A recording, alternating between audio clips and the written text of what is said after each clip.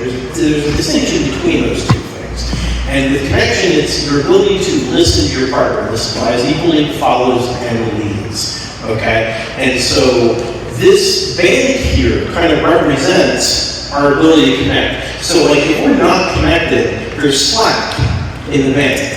Okay? Yeah, no, and so like a lot of times you see people, they're holding and they're like if you have like a grip like this, you're basically, you're holding it like this, it's wobbly, right? We want it taut, okay? Not stretched to the hilt, but just taut, okay? And if I want to increase the tension in this band, I don't do it by pulling on with my arm. I keep my arm largely where it is, but I'm sitting down a little bit more with my hips. I want you to think about, like, if you need to keep this taut, and you're in an open position here, and you're kind of facing each other, think about, like, sitting back a little bit more, making it tighter with your legs and your hips rather than your arm. Which would be your hands that are connecting, but right now it's a good example, a good visual to do it with the bands. Right, and so we're keeping our hands low as we're doing this, and that way I can start dancing, and even though we have this intermediate connection here, Sue can still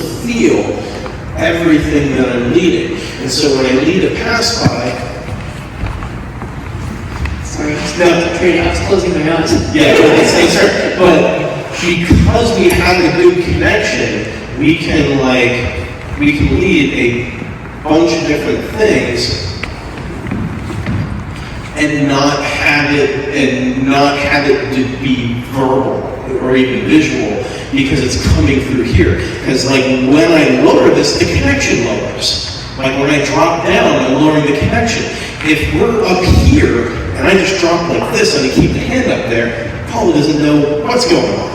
Right? If I like do this, she feels that connection drop. But if she's only if it's loose and I drop it, she doesn't know what's going on. So we're using this to kind of communicate what's going on. So we're going to do the same thing we did, but now we're going to do it with the exercise bands.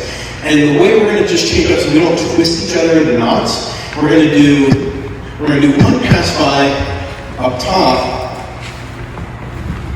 and do the same thing. And then the next time we're going to do a pass by down low here on the side. Okay. So we're going to right.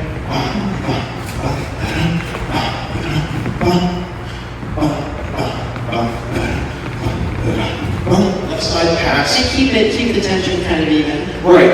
Get the feel of it. As we pass by each other, okay, we're passing close. Notice my hand goes down, but the tension is still here, okay? So like, as we pass by, we don't keep our arms up here, because that kills the tension. We lower our hands. When we're connected normally, we lower our hands as we're passing near each other on that side. Same thing here. And then we restore to like this sort of extended position once we clear.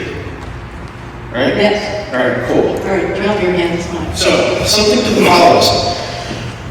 When you're trying to maintain connection, pretend like your lead has bad body odor in the position. Okay? What I mean by that is, Sue is going to move away from me. Okay? She is always kind of pulling away from me. I'm the anchor. Now, if Sue were to come towards me, it kills this connection here.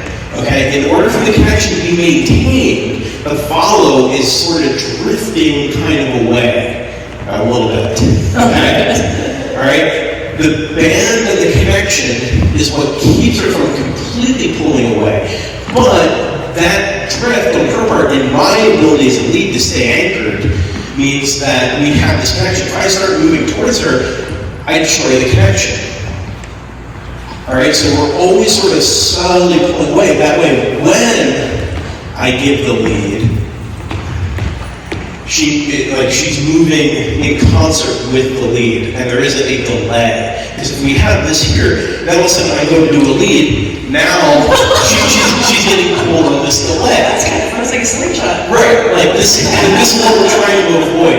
We want the lead to be smooth, okay? We don't, if we're close, then the lead's jarring, okay? So that's part of what this exercise is trying to like reinforce. For me, you want to shout. Not with your hand. Not with your hand. Or your voice. Yeah. So when you have this elastic band, you don't have the ability to shout at your partner. You have to think ahead, you have to establish good connection, and you have to think about all the way that you're moving your body to communicate, make it smooth.